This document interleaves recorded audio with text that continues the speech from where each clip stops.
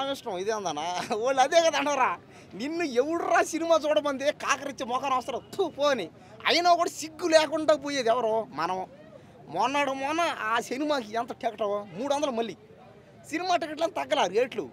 కాబట్టి సినిమా టికెట్ల రేట్లు తగ్గల సినిమా టికెట్లు అలాగే ఉంటాయి సినిమా హీరోలు కూడా అలాగే ఉంటారు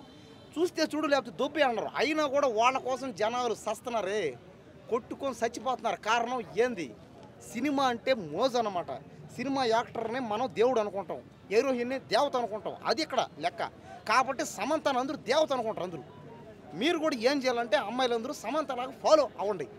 సమంతలాగా మీరు కూడా రెండో పెళ్లి చేసుకోండి అదనమాట అవును చేసుకోవచ్చు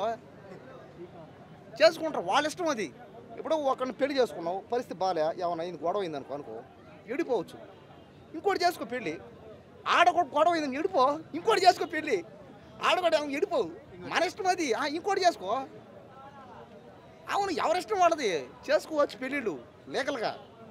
కానీ డైవర్స్ తీసుకోవాలి కదా డైవర్స్ కూడా అదే ప్లానింగ్ అంటే కోర్టులో అది తీసుకోవాలంటగా నీకు నా సంబంధం లేదన్నట్టుగా అది అంతే ఆ తర్వాత పెళ్లి చేసుకో డైవర్స్ తీసుకో పెళ్లి చేసుకో వాళ్ళ ఇష్టం అది కాబట్టి నేను జనాలు చెప్పేది అలాంటి దయచేసి సినిమా హీరోల్ని ఫాలో అవ్వండి మీ సినిమా యాక్టర్ని మీ హీరోల్ని మీ హీరోయిన్లని మీరు ఫాలో అవ్వండి మీరే అంటున్నారు నేను కాదు అది నేను మొన్న ఆ సినిమా బాగలేదు అని చెప్పిరా దాని కింద కామెంట్లో బూతులు నా మీద నా కొడక నువ్వు అదిరా ఇదిరా నువ్వు నాశనం అయిపోతావు నువ్వు పోతావు అన్నారు అంటే ఏమనర్థం సినిమా హీరో అంటే ఇష్టం అందరికీ